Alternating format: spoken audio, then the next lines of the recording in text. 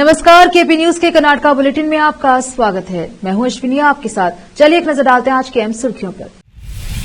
सभी को पौधे लगाकर बीदर जिले को हरा भरा जिला बनाना चाहिए और पर्यावरण के बारे में चिंतित होना चाहिए, मंत्री ईश्वर खंडे ने कहा। बीदर शहर के विभिन्न वार्डों में बीआईटी केमिकल्स का घोल का छिड़काव किया जा रहा है। कर्नाटका जाति जनगणना रिपोर्ट जल्द ही कैबिनेट के समक्ष रखी जाएगी, सिद्धरामैया ने कहा। भाजपा जेडीएस नेताओं ने कर्नाटक सरकार के इस रामनगर जिले का नाम बदलने के प्रस्ताव का किया विरोध। कर्नाटक के दलित सांसद रमेश जिगाजिनागी ने उन्हें मंत्रिमंडल में शामिल न करने पर भाजपा की आलोचना की।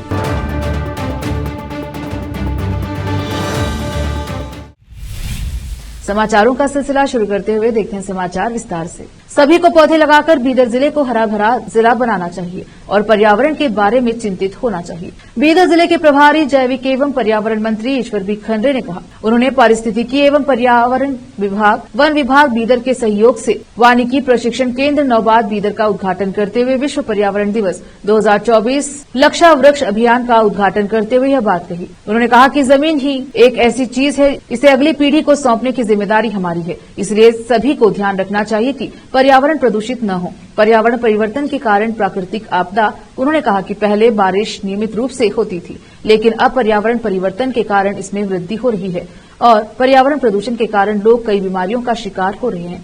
कोरोना के दौरान हमने बहुत बड़ी आपदा देखी है। ऑक्सीजन की कमी के कारण कई लोगों की जान चली गई और ऑक्सीजन कहां से आता है। उन्होंने कहा कि पेड़ हमें ऑक्सीजन देते हैं, इसीलिए सभी को इन्हें लगाना चाहिए। इस वर्ष हमारे बीदर जिले में 20 लाख पौधे लगाए जा रहे हैं। इस अवसर पर मंत्री ने विभिन्न प्रतियोगिताओं में विजेता बच्चों को सम्मानित किया तथा कृषि वानिकी में विशेष उपलब्धि हासिल करने वालों को सम्मानित किया। नगरपालिका प्रशासन और हज मंत्री रहीम खान, बसव कल्याण विधायक शरणु सलगार, बीदर दक्षिण विधायक डॉक्टर शैलेंद्र बेलदाड़े, हुमनाबाद विधायक डॉक्टर सिद्धलिंगप्पा पाटिल, विधान परिषद विधायक भीमराव पाटिल, बीदर नगर परिषद अध्यक्ष मोहम्मद गौस, बीदर शहरी विकास प्राधिकरण के अध्यक्ष बसवराज जापशेट्टी, बेंगलुरु के प्रधान मुख्य वन संरक्षक ब्रजेश कुमार दीक्षित, बेंगलुरु की उप प्रधान मुख्य वन संरक्षक स्मिता बिजूर, कलबुर्गी की मुख्य वन संरक्षक डॉक्टर सुनीला पनवार, बीदर जिला कलेक्टर शिल्पा शर्मा, बीदर जिला पंचायत के मुख्य कार्यकारी अधिकारी डॉक्टर गिरीश दिलीप बडोले, बीदर जिला पुलिस अधीक्षक प्रदीप गुंटी, बीदर सामाजिक वन प्रभाग के उप वन संरक्षक एबी पाटिल, बीदर क्षेत्रीय प्रभाग के उप वन संरक्षक वनथी एमए सहित अन्य उपस्थित रहे। कलबुर्गी विभागದ ಅರಣ್ಯ ಇಲಾಖೆ ಮುಖ್ಯಸ್ಥರಿದ್ದಾರೆ। ಹೀಗಾಗಿ ಬಂದಂತ ಅವರ ಜೊತೆಯಲ್ಲಿ ಈ ಒಂದು ಜಾಥಾಕ್ಕೆ ನಾನು ಚಾಲನೆ ಕೊಡಲಿಕ್ಕೆ ಬಂದಿದ್ದೇನೆ। ಈ ಕಾರ್ಯಕ್ರಮದಲ್ಲಿ ಅನೇಕ ಪರಿಸರವಾದಿಗಳಿದ್ದೀರಿ। बीदर नगर निगम के अंतर्गत आने वाले होटल, दुकान और ढाबा भवन दुकान मालिकों को अपने आसपास साफ सफाई रखनी चाहिए और यह सुनिश्चित करना चाहिए कि दुकानों के पास पानी जमा न हो। इससे मच्छरों का उत्पादन कम होता है और डेंगू, चिकन पॉक्स और मलेरिया जैसी संक्रामक बीमारियों से बचाव होता है। यह सुनिश्चित करने के लिए नगरसभा स्वास्थ्य विभाग द्वारा एहतियाती कदम उठाए जा रहे हैं। इसके तहत शहर भर में बीआईटी केमिकल्स का घोल का छिड़काव किया जा रहा है। बताया जा रहा है कि इस केमिकल के नालियों में छिड़काव करने से मच्छरों की पैदावार पर नियंत्रण किया जा सकता है। नगर सभा द्वारा बीदर शहर के विभिन्न वार्डों में इस केमिकल के घोल का छिड़काव किया जा रहा है।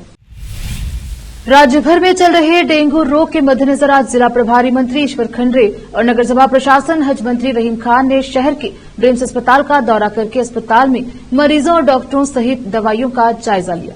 इस मौके पर मंत्रियों ने रोगियों से भी मुलाकात की और बाद में ब्रिम्स के डॉक्टरों से चर्चा की। मंत्री ने कहा कि लोगों को डेंगू से डरने की जरूरत नहीं है, लेकिन एहतियात जरूर करना चाहिए। अस्पताल में सभी प्रकार की दवाइयों के साथ साथ पर्याप्त स्टाफ मौजूद है। इस अवसर पर नगर सभा अध्यक्ष मोहम्मद गौस, जिलाधिकारी शिल्पा शर्मा, जिला पंचायत सीईओ डॉक्टर गिरीश बडोले सहित ब्रिम्स के निर्देशक सहित अन्य डॉक्टर उपस्थित रहे। रोकते हैं समाचारों का सिलसिला, लेते हैं छोटा सा ब्रेक।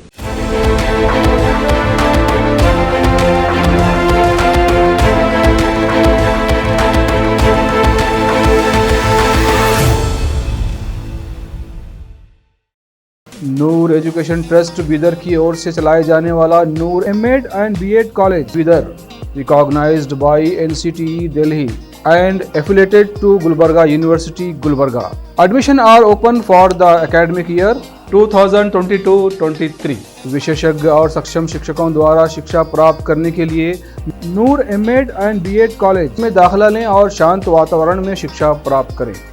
बीदर शहर में बेहतर शिक्षा का एकमात्र केंद्र Noor M.Ed and B.Ed College, Shapur Gate, Bidar. Phone numbers 9945283920, 8482221297. Break के बाद स्वागत है आपका। देखते हैं समाचार। कर्नाटका के मुख्यमंत्री सिद्धरामैया ने कहा कि जाति जनगणना रिपोर्ट को चर्चा के लिए जल्द ही कैबिनेट के समक्ष रखा जाएगा। राज्य पिछड़ा वर्ग आयोग ने लोकसभा चुनाव से पहले 4 मार्च को सामाजिक, आर्थिक और शैक्षणिक सर्वेक्षण सरकार को सौंप दिया था। मीडिया को संबोधित करते हुए सिद्धरामैया ने कहा कि सरकार को सर्वेक्षण की विषय वस्तु के बारे में पता नहीं है, जिसे अभी चर्चा के लिए कैबिनेट के समक्ष रखा जाना चाहिए। उन्होंने सर्वेक्षण का बचाव करते हुए कहा कि यह प्रक्रिया गरीबी रेखा से नीचे बीपीएल के अयोग्य कार्ड धारकों को बाहर निकालने के लिए आवश्यक थी। उन्होंने कहा कि कर्नाटका में लगभग 4.8 करोड़ लोगों के पास बीपीएल कार्ड है, जिसका मतलब है कि हमारी 80% आबादी गरीबी में है। इसकी तुलना में तमिलनाडु में 40% आबादी और केरल में 36% आबादी बीपीएल कार्ड धारक है। यह सर्वेक्षण अप्रैल और मई 2015 में किया गया था। कर्नाटका में 1.3 करोड़ घरों में किए गए इस सर्वेक्षण के लिए कुल 1.6 लाख कर्मियों को तैनात किया गया था। राज्य ने सर्वेक्षण के लिए 169 करोड़ रुपए खर्च किए। रिपोर्ट को डिजिटल बनाने का काम भारत इलेक्ट्रॉनिक्स लिमिटेड को दिया गया था। 2018 में सर्वेक्षण के कुछ हिस्से लीक हो गए। लीक हुए विवरणों के अनुसार अनुसूचित जाति राज्य में सबसे बड़ा समुदाय है, उसके बाद मुस्लिम है। सर्वेक्षण में लिंगायत और वोकलिंगा की आबादी का अनुमान वर्तमान अनुमान से काफी कम लगाया गया है। रामनगर जिले का नाम बदलकर बेंगलुरु दक्षिण जिला करने के प्रस्ताव का विरोध करते हुए भाजपा और जेडीएस नेताओं ने कांग्रेस सरकार की आलोचना की और उस पर तुष्टीकरण की राजनीति करने का आरोप लगाया। विधानसभा में विपक्ष के नेता और भाजपा नेता आर अशोक ने कहा कि ऐसा लगता है कि कांग्रेस रामनगर में राम नाम से नफरत करते हैं, जिसके कारण उन्हें यह प्रस्ताव उठाना पड़ रहा है। उन्होंने कहा कि वे इस कदम को रियल एस्टेट मूल्य के संदर्भ में भी देख रहे हैं। उन्होंने कहा कि वे पहले ही ब्रांड बेंगलुरु के नाम पर बेंगलुरु के लोगों को धोखा दे चुके हैं और अब रामनगर का नाम बदलकर वे उस जिले के लोगों को भी बेवकूफ बना रहे हैं। अशोक ने आगे कहा कि 2007 में बीजेपी जेडीएस गठबंधन सरकार के दौरान रामनगर जिले का गठन हुआ था। उन्होंने कहा कांग्रेस हाल ही में हुए लोकसभा चुनाव में कांग्रेस की हार का बदला लेने की कोशिश कर रही है। वरिष्ठ भाजपा नेता और सांसद रमेश जिगजिगानी ने केंद्रीय मंत्रिमंडल में शामिल नहीं किए जाने पर अपनी नाराजगी व्यक्त करते हुए कहा कि दक्षिणी भारत से 7 बार लोकसभा के लिए चुने गए एकमात्र दलित होने के कारण उन्हें मंत्रिमंडल में शामिल नहीं किया गया। विजयपुरा में पत्रकारों को संबोधित करते हुए उन्होंने कहा कि मुझे मंत्री पद नहीं चाहिए, मुझे लोग चाहिए। जब मैं नई दिल्ली से वापस आया तो लोगों ने मुझे कोसा। उन्होंने मुझसे कहा कि पार्टी दलित विरोधी है और मुझे इसमें शामिल नहीं होना चाहिए। दलित समुदाय के कई नेताओं ने मुझसे बहस की। उन्होंने कहा कि यह कैसा अन्याय है। मैं 7 आम चुनाव में पूरे दक्षिण भारत से निर्वाचित होने वाला एकमात्र दलित हूं। सभी उच्च जाति के नेताओं को कैबिनेट में मौका मिला। क्या दलितों ने भाजपा का समर्थन नहीं किया? मैं केवल इतना कह सकता हूं कि मैं इस घटनाक्रम से दुखी हूं। वक्त एक और छोटे से ब्रेक का, जल्द लौटेंगे ब्रेक के बाद।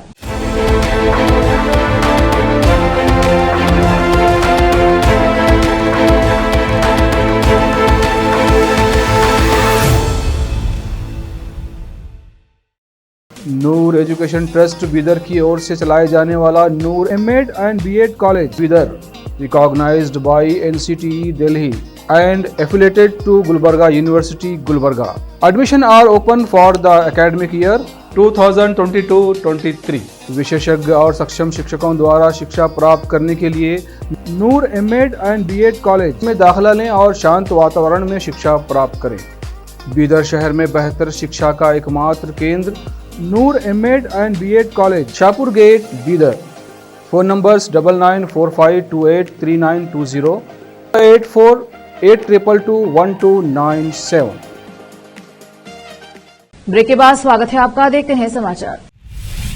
सुप्रीम कोर्ट ने निलंबित जेडीएस सांसद और बलात्कार के आरोपी प्रज्वल रेवन्ना की मां भवानी रेवन्ना को उनके बेटे के कथित यौन उत्पीड़न की पीड़ितों से एक से जुड़े अपहरण मामले में दी गई अग्रिम जमानत को रद्द करने से इनकार कर दिया। न्यायमूर्ति सूर्यकांत और न्यायमूर्ति उज्जवल भुइया की पीठ ने कर्नाटका उच्च न्यायालय के आदेश को चुनौती देने वाली कर्नाटक सरकार की अपील पर रेवन्ना को नोटिस जारी किया। आरोपी 55 साल की महिला है। उसके बेटे पर भी घिनौना कामों में संलिप्त होने के गंभीर आरोप लगे हैं। वह भाग गया और आखिरकार पकड़ा गया। कर्नाटक सरकार द्वारा गठित विशेष जांच दल एसआईटी की ओर से पेश वरिष्ठ अधिवक्ता कपिल सिब्बल से पीठ ने कहा, इस तरह के आरोपों के मामले में अपने बेटे द्वारा किए गए अपराध को बढ़ावा देने में मां की क्या भूमिका होगी। सिब्बल ने कहा कि दी गई राहत अत्यंत दुर्भाग्यपूर्ण है और पीड़िता को उसके परिवार के निर्देशों पर बंधक बनाकर रखा गया था। पीठ ने कहा कि ऐसा कुछ भी नहीं है, हमें इस मामले का राजनीतिकरण नहीं करना चाहिए।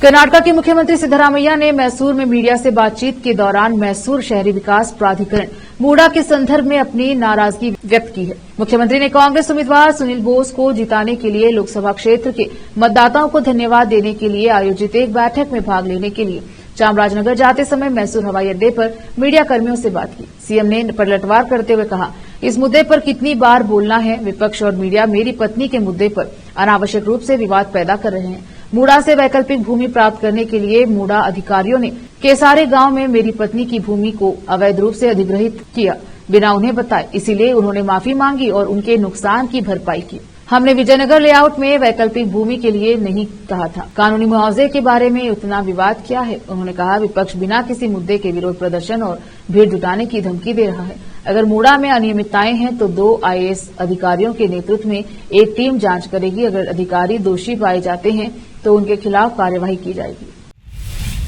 कर्नाटक भाजपा मैसूर शहरी विकास प्राधिकरण मूडा द्वारा भूमि खोने वालों को कथित धोखाधड़ी से भूखंड आवंटित करने के संबंध में 12 जुलाई को मैसूर में एक विशाल विरोध प्रदर्शन करेगी। बीजेपी अध्यक्ष बीवाई विजेंद्र ने बुधवार को यह जानकारी दी। उन्होंने मुख्यमंत्री के इस्तीफे की मांग की। उन्होंने कहा कि प्रदर्शनकारी अवैध रूप से वितरित की गई भूमि को वापस लेकर गरीबों को आवंटित करने की मांग करेंगे तथा इस घोटाले की सीबीआई जांच की मांग करेंगे, क्योंकि आरोप मुख्यमंत्री और उनके परिवार के खिलाफ है। उन्होंने कहा कि भाजपा आगामी विधानसभा सत्र में भी इस मुद्दे को उठाएगी। कॉलेज परिसर में अपने दोस्त द्वारा बेरहमी से हत्या की शिकार हुई नेहा हिरेमठ के पिता निरंजन हिरेमठ ने हुबली प्रथम अतिरिक्त और तृतीय जेएमएफसी अदालत में सीआईडी द्वारा दायर आरोप पत्र की प्रति की मांग करते हुए अदालत का दरवाजा खटखटाया। हत्या के महीनों बाद राज्य सरकार ने जांच का जिम्मा सीआईडी को सौंपा था। टीम ने अपनी जांच पूरी कर ली है और आरोप पत्र अदालत में पेश कर दिया है। निरंजन ने बताया कि कल जांच दल ने आरोप पत्र दाखिल कर दिया है। क्योंकि सीआईडी द्वारा हमें प्रति उपलब्ध कराने का कोई प्रावधान नहीं है, इसीलिए मैंने अदालत से अपील की है कि मुझे आरोप पत्र की प्रति, जांच का विवरण और उसकी प्रस्तुति उपलब्ध कराई जाए। सीआईडी ने 483 पन्नों की चार्जशीट दाखिल की है। तदनुसार हिरेमठ ने मामले की सुनवाई के लिए जेएमएफसी कोर्ट में आवेदन दायर किया। उन्होंने कहा कि हमें उम्मीद थी कि आज कॉपी और विवरण मिल जाएगा, लेकिन नहीं मिल सका। शायद कल मुझे कॉपी मिल जाए। फिर से एक नजर आज के मुख्य समाचारों पर। सभी को पौधे लगाकर बीदर जिले को हरा भरा जिला बनाना चाहिए और पर्यावरण के बारे में चिंतित होना चाहिए, मंत्री ईश्वर खंडे ने कहा। बीदर शहर के विभिन्न वार्डों में बीआईटी केमिकल्स का घोल का छिड़काव किया जा रहा है।